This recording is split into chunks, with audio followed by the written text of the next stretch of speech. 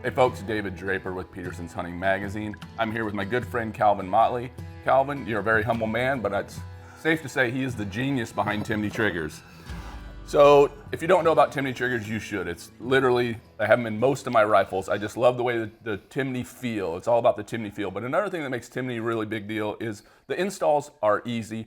You can generally do them. There is some intimidation factor, and there shouldn't be, and hopefully we'll smooth that out today and show that you can install your own trigger in a lever action rifle, which is one of your newest triggers. You figured out how to make the Timney feel into a lever action rifle. So right. Calvin's gonna kind of walk us through this today. You just need a few simple tools, a couple screwdrivers, a pin punch maybe. There's some tight tolerances, but it is doable by anybody that has some mechanical sense. And trust me, I don't, and I can do it too. Thank you, David. Yeah, first of all, start out by taking the screw out of the stock, and then we've already done that, and you can just pull that stock right off. Perfect. So, and find you a good screwdriver set that matches your screws. And you don't want to mar your pretty Marlin rifle here. And it's safe to say these triggers are available for modern Marlins and also the new Smith & Wesson lever rifles as well. There's 3 screws you need to remove. One on the side, one on the bottom front here. And kind of pay attention as you're pulling screws out. Anytime you're taking something apart, you should pay attention. But on that side, it's a shorter screw than the other one. And just remember, side, short, 2 S's. So the short screw goes on the side. Again, as you're doing this at home, just kind of pay attention to what you're doing. Just pay attention to the steps and, you know, reference this video as you need to. Yeah. And at this point, with your hammer forward, you can just move your strut sideways and pop the spring tension off your thing. Yep, then there's a little bit of tension on that spring, so just make sure you're controlling that as you pull it off so it doesn't end up on the other side of the room like it would at my house. And then you'll take the one out on the right side of the gun here that hold the pivot for the hammer. Okay.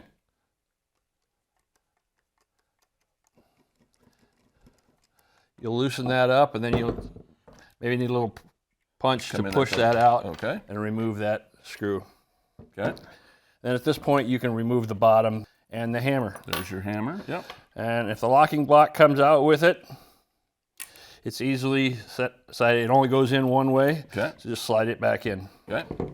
Now we're going to remove the trigger. It's just one simple little pin push. It's not a press fit or anything. It's a nice slip fit. Comes right out. So. And we'll set that aside. It's 2 pieces. It's their sear and their trigger. Okay. It's all on one pin, but yeah, we'll set those aside. And now you need the Timney trigger, and you, like you said, that's a 2-piece one, but you guys did a little something different with this one, right? Yeah, we I'll give that to you. We made a little bushing to put those to marry them together, and there's a couple little springs on the to take the flop out of the trigger. Okay. So then you'll want to put it in from the bottom side. There's a spring right here that you want it to rest on the sear. Okay. And there will be a little spring tension on that when you put it together. Yeah. So, and then just slip that pin right back in. Yep, slip that, line it back up and slip that pin. And again, in modern machining, there's some tight tolerance, so you just have to get, it's really a job of feel, right, Calvin? You just kind of get that feel just right and then get that pin to pop in. Make sure it's flush on each side so it doesn't stick out because it's going to have to go back in thing. Yep. Want to make sure that your trigger's pulled out and you can kind of get it into the trigger guard that way then. Yep. So yeah. So the trigger's set in now. Yeah. Now we just need to get the hammer and spring back in. Yeah. So what we'll do now is we will reinstall this loosely. Mm-hmm.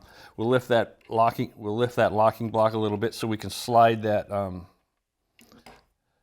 carriage back. So you need the carriage back just a little bit, right? So that's a very important step. If you're paying attention, that as you're doing it, it might slide forward or slide back, and you just want to get it back just a little bit. You can take a pin or a screwdriver and just pull that back a little bit, and that's what Calvin's going to do there. You just want that bolt carrier just a little bit back, so you can get the so those will marry right up. The pocket for the tang of the lever to fit into here. Yep. Oh, let's not forget our bolt carrier. Yep. Need the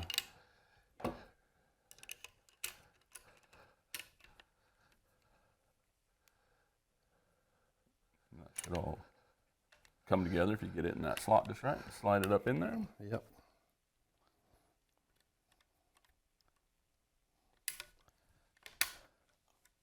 positive click I heard. So. Then what we'll do, we'll just start these screws. Okay. Back in here again. The short one goes on the side. Remember, short side, S&S.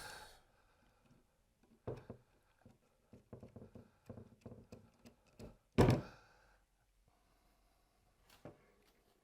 we will take the bottom one and start it. And these screws all do have like a little bit of Loctite on them, so you don't have to wrench them down. Like, correct. Don't feel like you have to torque them down a little bit. Just finger tight. They'll still stay in because of that Loctite. Yeah. And then we will take our There's your new Timney hammer, and there's your spring. and we will slide it in the top. Sometimes you gotta finagle that around a little bit. Okay.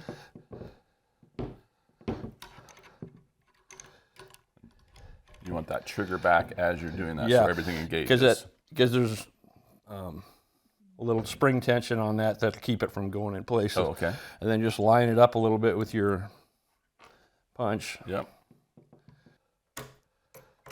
There you go.